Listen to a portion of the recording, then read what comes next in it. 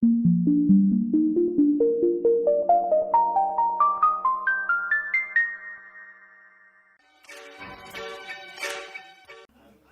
an old black man named Rufus too from Houston. I was up in, we got people here from Houston, Texas, Houston. All right, give it up, Houston, Houston. He was an old black man too. He used to sit on the porch. I used to walk to the store every day to the same gas station to get my blunts in the morning. And I would walk by the porch. There was an old black man sitting on the porch, and I would go by, wave to him at first, and say, you know, what's your name? He said, my name is Rufus. Rufus.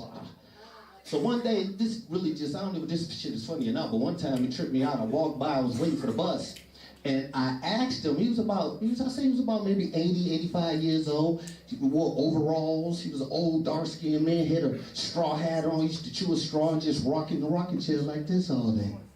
So I was waiting on the bus stop right in front of his house. I swear to God, I asked him one time, the bus was late. I don't have a watch, I don't have nothing. I'm looking down the street, I'm looking to see if the bus is coming. And I looked over and I said, Rufus, what time is it? I swear to God, this old man didn't even look at his watch. This motherfucker looked at the sun. He looked back at me and said, it's about 2:47. I got on the bus, I asked the bus driver, what time did the bus driver say? It's 2:47. So thank you, Rufus. I was late today, you know. As a comedian, we always gotta have our energy up. But I'm gonna tell you, I'm a little down, and just being here tonight is really good for me because y'all bring my energy up, and it was like that because I just got back from Chicago. My grandfather passed away. So, you know, being here is really refreshing, and my family is, you know, real supportive. Even with my jokes, they real supportive. It's crazy. I'll tell you about my grandfather. My grandfather, he was a real tight man with his money. You know, just tight, wanted to keep everything. And he did. He had a lot of money. So when Granddaddy got sick, everybody wanted to know about what he was going to do with his money. So, you know, my grandfather, he told my grandmother before he died, he said, Naomi, I want you to take my money and bury it in my coffin with me when I die. Because I don't want these kids arguing about my money. So time went on, a couple of weeks, Granddaddy finally passed away. And it was a big thing in the family about the money, like, where's it going to do with the money? Where's the money? What's going on with the money? Is Grandma really going to bury Granddaddy with all that money?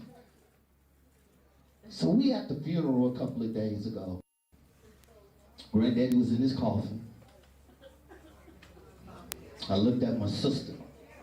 I said, sis, do you think Grandma buried that money with Granddaddy in that coffin? My sister, she a bold bitch. She Chicago 79. She said, I'm gonna ask her. She leaned in. She said, Grandma, did you bury Granddaddy with all that money? My grandmother stood up as the pallbearers came. True story. The pallbearers came down. They were about to close the casket. My grandmother stood up. She said, wait a minute, baby, wait a minute. She picked up a black box from under the thing, and she walked it over to the casket, and she put it in the casket. You may close the casket now, baby. She got back, sat back down. At that moment, I knew why I loved my grandmother so much. You know? And I leaned in on my grandmother. I said, Grandma, you actually put all Granddaddy's money in that coffin.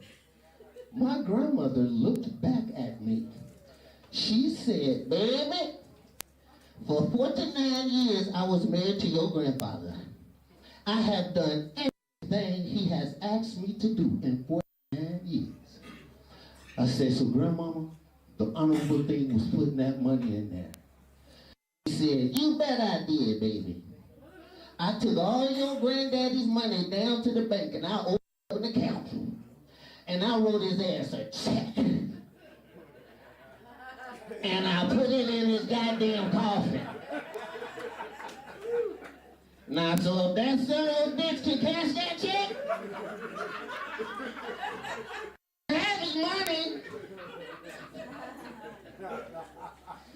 See, just by y'all laughing at my fucking family, that makes me feel better. John wanted a celebrity fucking MC tonight, but he got me. I told him I could do impressions though, right? I told him, I said, I could do some impressions and you would get what you paid for. I'm tired of coming up in here and this goddamn talent show and ain't nobody laughing. I want everybody to say, hey, Dave Chappelle and white power.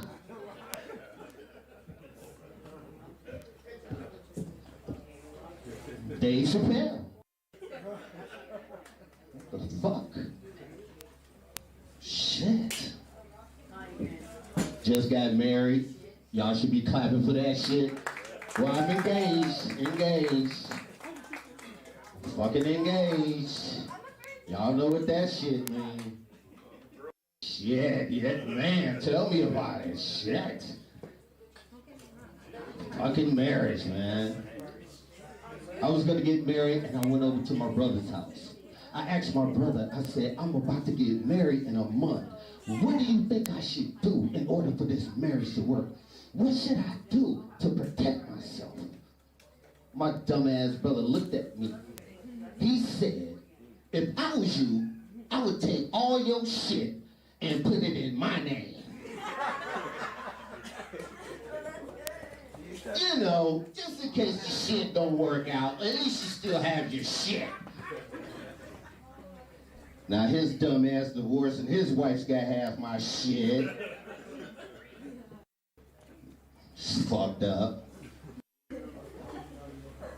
Passing the little note shit. When you got to get married, you know what they do? They tell you go talk to a fucking counselor. Teach you how to argue and call your wife a bitch every day. They say, okay, this is what you should do. If you're going to be together, before you argue, if you're going to argue, what you should do is you should write little notes to each other. That way you don't have to talk to each other and you can communicate the same way. So I'm like, yeah, I get it, that might work. Tonight, same shit, arguing. So I get my little yellow notepad, write down a little note, pass the remote control to the TV. She passes it to me. Pass the salt. She passes it to me. Everything calms down, everything is better, you know. So I tell her before the show, I say, listen, I'm about to lay down. I'm gonna take a nap. So wake me up for sound check at 6:45. She says, okay. I lay down to take a fucking nap. I wake up at 7 o'clock. But before I could get mad, I looked on the nightstand and there was a yellow sticky that shit said, wake up at 6:45. Rufus. So like I said before, just y'all being here tonight is really lifting my spirits and I feel good. Thanks for laughing at my fucking pain tonight.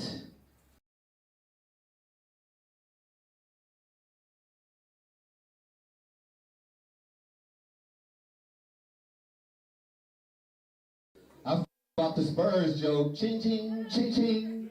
His daddy ching ching right out of his goddamn life.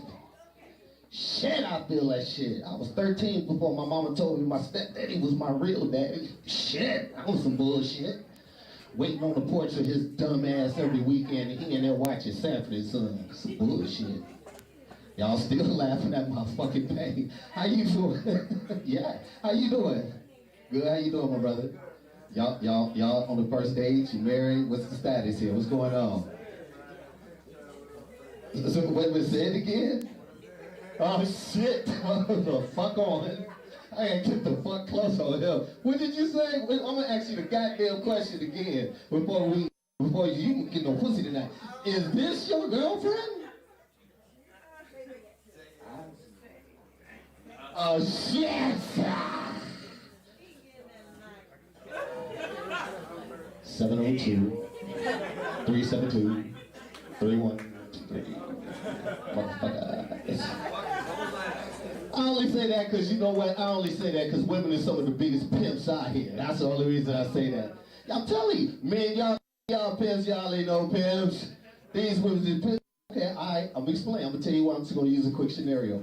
You and her could be on a date right now like y'all are. Y'all could be on what, your first, maybe your second date, obviously like that. Right now, the reason y'all like that, because there's another nigga in this club that she fucking, okay? You think I'm bullshitting. Wait till it's time for you to take her home, right? Then you go, yeah, you gonna be in the car, you gonna be hitting the car, you know, I'm trying to hit to her. Yeah, I'm gonna come over and chill, you know, she gonna be like, well, you know, I gotta get up and go to work tomorrow, it's kinda late, and it's Saturday, tomorrow Sunday, but she's still tired, I gotta go to work tomorrow. My kids, they gonna be up, they be running. I tell you what you do, you drop her ass off, right? You go around the corner, right? And you park at the end of the fucking block and turn your lights off. 15 minutes later, you gonna see a fucking car pull up in the driveway. If you look close, you'll be like, damn, ain't that Eddie Kane from the club?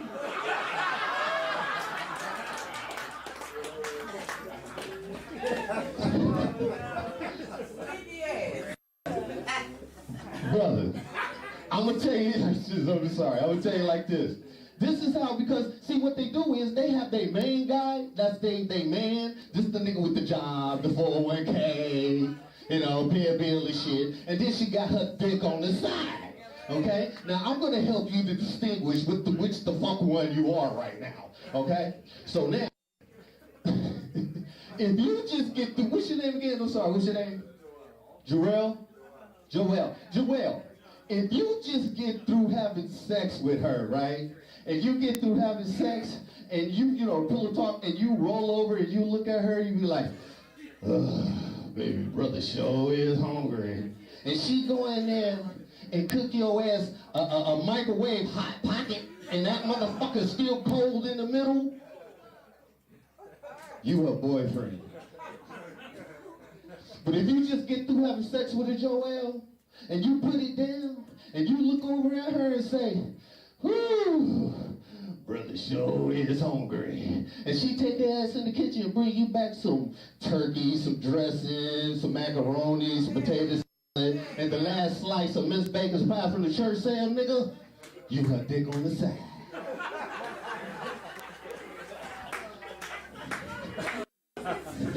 I ain't bullshitting, women some of the biggest motherfucking pimps on the planet Earth. I'll tell you another way. You think you're a man or a dick on the side? If you just get through putting it down, Joelle, and you look at her, and she get up and go in the bathroom and run herself a bath, light the candles, put some music on and shit, and shit like that, you her on the side.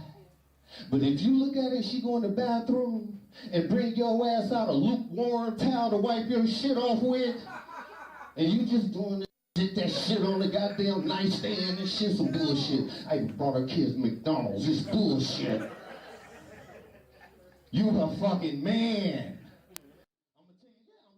I'm gonna tell you, I'm serious. I'm gonna tell you another way where you know you her man or you her dick on the side. You could be putting it down on her ass, tearing her ass up, right? Tearing her up. Soon as y'all get through, she'll have the nerves to look over at you, Joelle, and be like, soon as you get up, you know what I'm saying, you get up to go in the bathroom, when you come back to the bathroom, she'll have the nerves to look at you, Joelle, and say, hey, baby, can you look at the closet in the third Nike box from the left next to my window and grab my friend? And you know who her friend is, right? Now you gotta stay up all night while she put 2 towels up under her ass and do shit to herself. Only a thick guy from Dick Opulence can do their ass. Now you can't get no sleep because all you can hear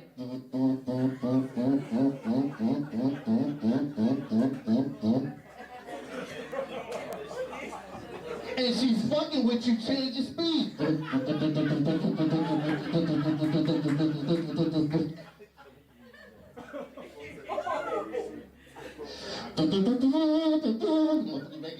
ain't bullshit, be making music.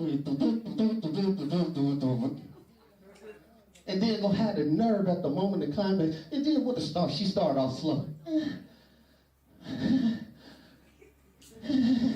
Cause you gotta pretend like you sleep, cause you over there like this some bullshit. She started out slow. Then the speed goes up. And then at one moment, when she think you sleep, and she think you knocked out, because you already did a couple of flicks, just to see what the fuck she was gonna do, right? Soon as she reached climax, she gonna lose control of the screw. Eddie Kane! And that's why the women are the biggest pimps on the planet, flocking the earth.